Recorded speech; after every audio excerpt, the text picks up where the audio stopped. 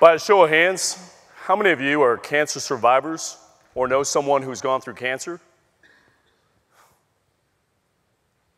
Look around.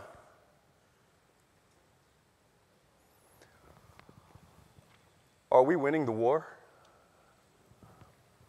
In 1971, President Richard Nixon signed the National Cancer Act.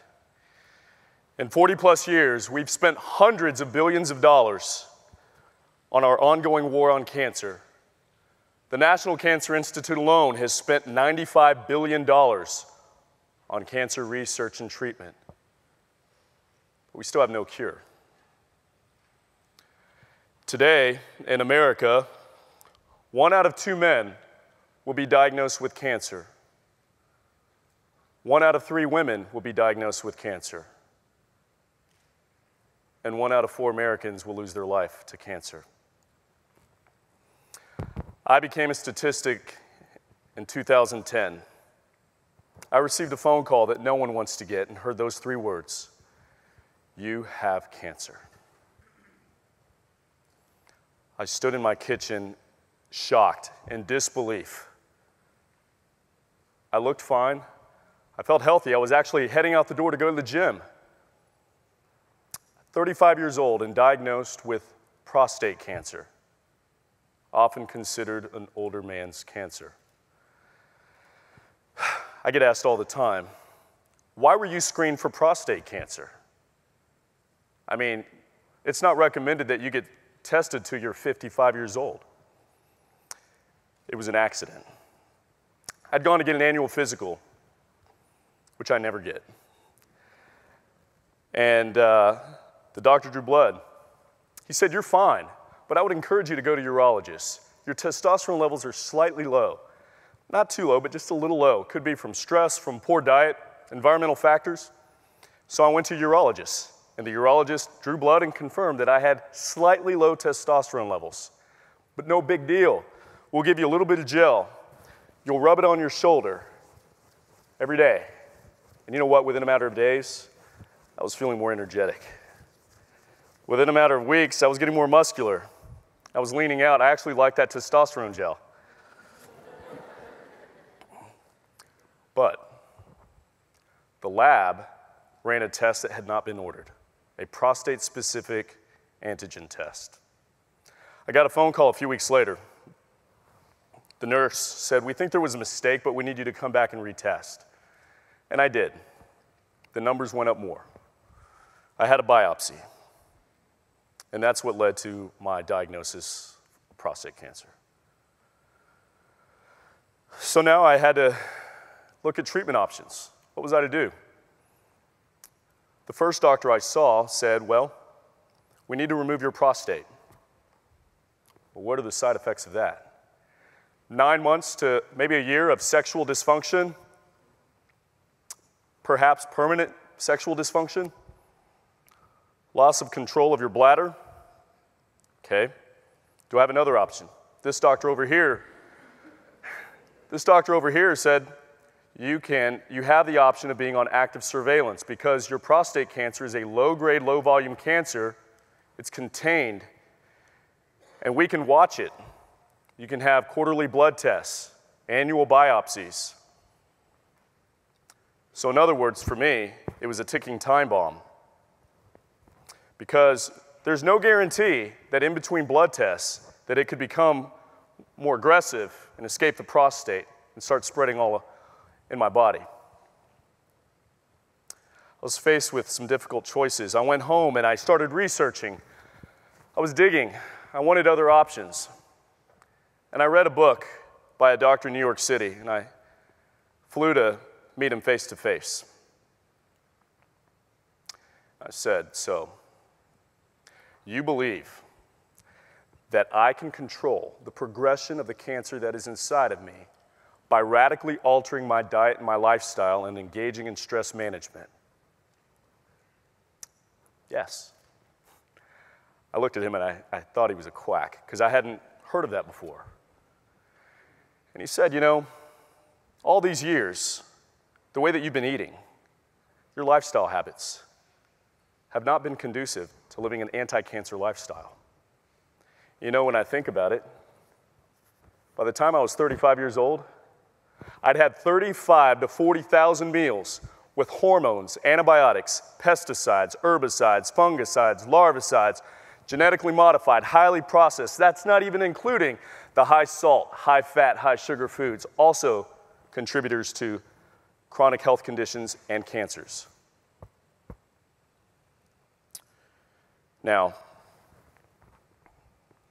I asked him about the environmental factors. Remember that little bit of gel that I rubbed on my shoulders every morning? And just like that, it changed my body from the inside out. I asked the doctor, well, what about all those chemicals, the antiperspirant I've been putting under my arm day after day, year after year? What about, I live down in Houston, Texas. What about the bug repellent that I put on my skin? What is that doing to my body? Day after day, summer after summer. Have you ever thought about that? Yeah, shaving cream, aftershave, body spray, the makeup that you wear all day. Because we're finding more and more research is telling us that a lot of these products have endocrine disruptors that are ubiquitous in everything, and they're linked to cancers. You see, we have a big problem. Cancer has become our new normal, and that's not acceptable. And we must change our strategy in the war on cancer and have a greater emphasis on cancer prevention. Because the National Cancer Institute, the American Cancer Society, and the American Association of Cancer Researchers say that more than half of all cancers are preventable. Some suggest even up to 70 and 80%. Did you know that? Did you know that only 1 out of every 10 cancer cases is due to genetics? That's right. NCI, ACS, they all say only 5 to 10% of cancers are due to an inherited genetic mutation. Only 5 to 10% are genetic.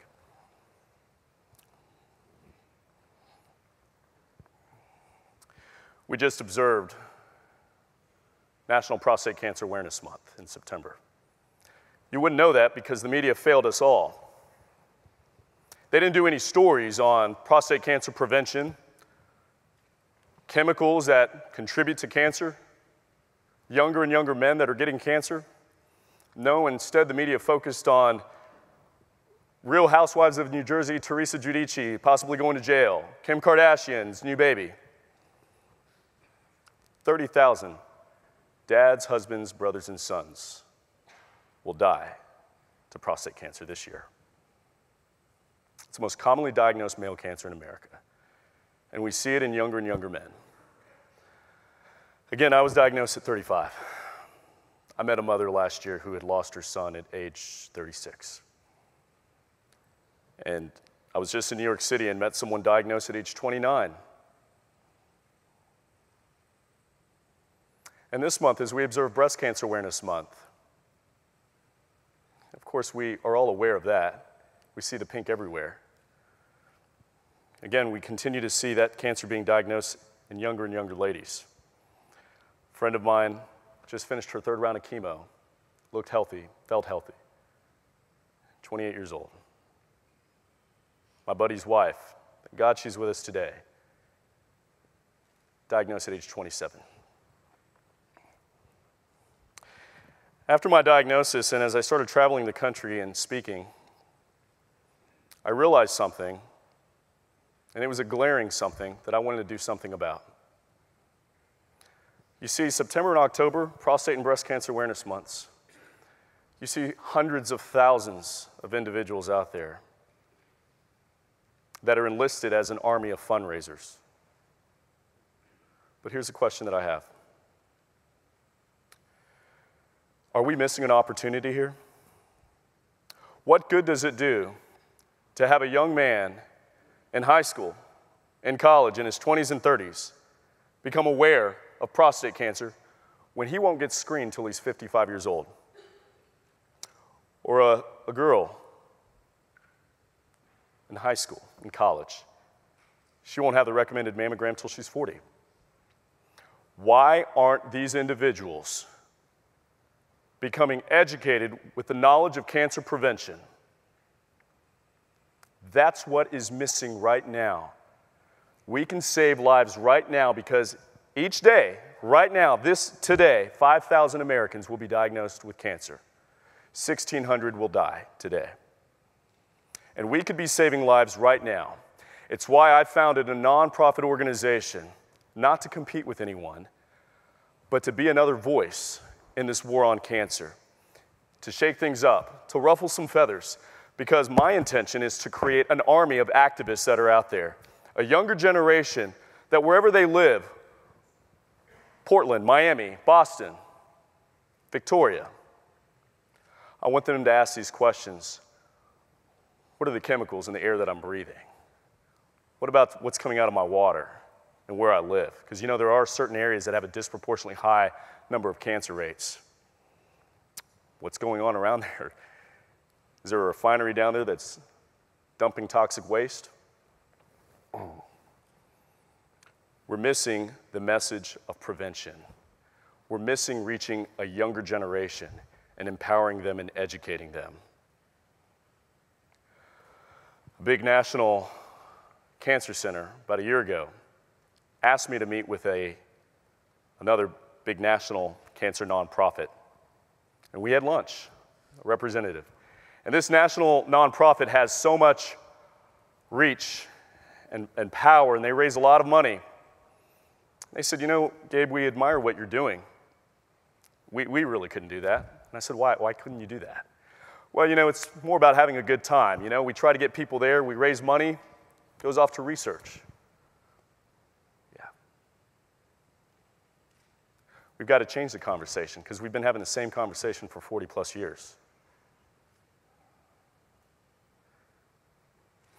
It's not all about money, though since I've gotten in this, it seems like a lot of it is. So what can we do? What can you do? What can I do? Dig, research, become educated, become knowledgeable, get on the internet, look at the word carcinogen. Understand what those cancer-causing agents are that are all around you. Look up the word cancer prevention. Start studying that. Become curious about that. We've got some great cancer prevention advocates on the forefront. Doctors like Dean Ornish, Margaret Cuomo, Lorenzo Cohen, Gordon Sachs, Philippa Cheatham. Go read their books, read their articles, YouTube them. I'm a visual person, and I learned so much by going on YouTube and watching what these doctors say are things to stay away from, things that you should start eating more of, or better body care products. But then once you start becoming more knowledgeable and educated, it's your responsibility and it's my responsibility to share that with family and friends. At no other time in our war on cancer have we had the opportunity like we have right now with social media. Just like that, we can disseminate information, get instant feedback. When you see a product that you find that has harmful ingredients, Instagram it, share that. When you find something that you think is better, do the same. We have the opportunity to make a huge difference. We must seize this opportunity right now. Support those companies with your dollars. Those companies that are transparent with their labeling. Those companies that don't have those questionable chemicals. Finally, follow the money. Follow the money.